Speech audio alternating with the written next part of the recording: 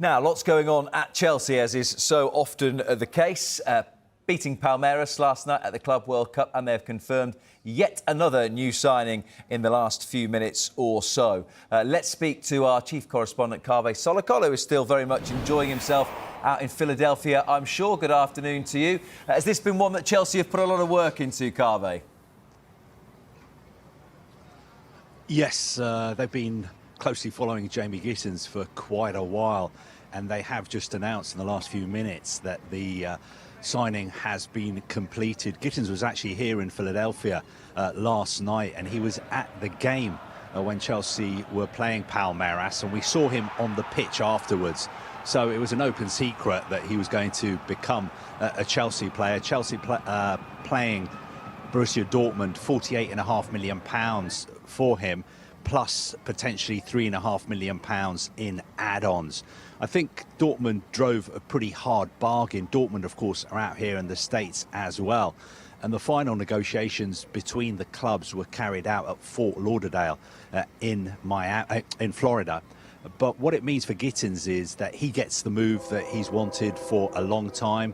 Other clubs were interested in signing him, for instance, Bayern Munich.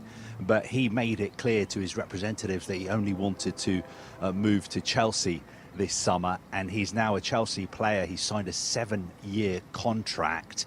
Also, it means that Chelsea have spent pretty big in the transfer market already this summer. Of course, they signed Liam Delap. They got João Pedro from Brighton last week, and now they've completed the signing of Jamie Gittens. He won't be able to play for them in this tournament, though, because he's already played for Borussia Dortmund. I think he's going to stay with the Chelsea squad for a couple of days before going on holiday.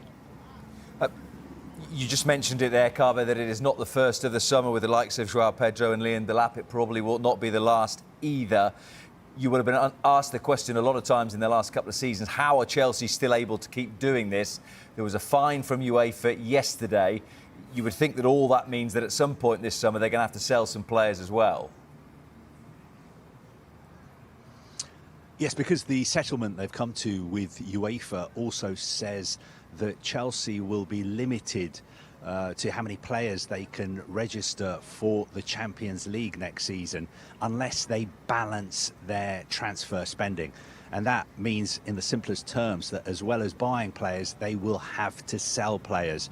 So we fully expect to see quite a few players leaving Chelsea over the next couple of weeks as well, as they seek to balance their transfer spending. I know a lot is made of the amount of money that Chelsea spend on transfers, but this window, you also have to remember that they qualified for the Champions League, which means they'll probably make an extra £100 million or so in revenue next season from playing in the Champions League. And also, they're making a lot of money from playing in this Club World Cup. Yeah, I mean, let's just expand on that point a little bit then, because there are questions asked about how important this World Cup, or this Club World Cup, is financially for Chelsea. It's looking very, very lucrative indeed. Yeah, I mean, basically, they've sort of hit the jackpot over the last couple of weeks.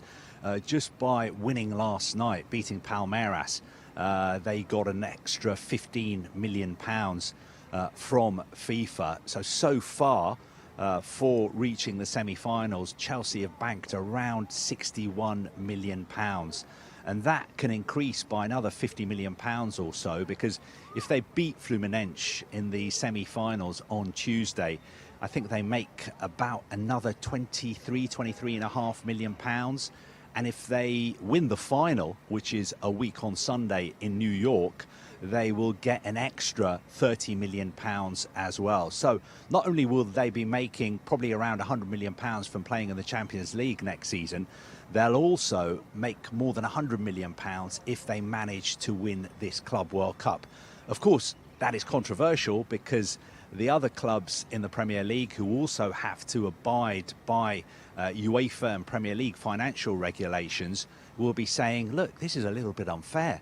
Chelsea are making all this extra money that there is no way of us making, and also Manchester City have made all this extra money from playing in the Club World Cup as well. But I suppose City and Chelsea would respond to that by saying, well, we qualified to play in the Club World Cup.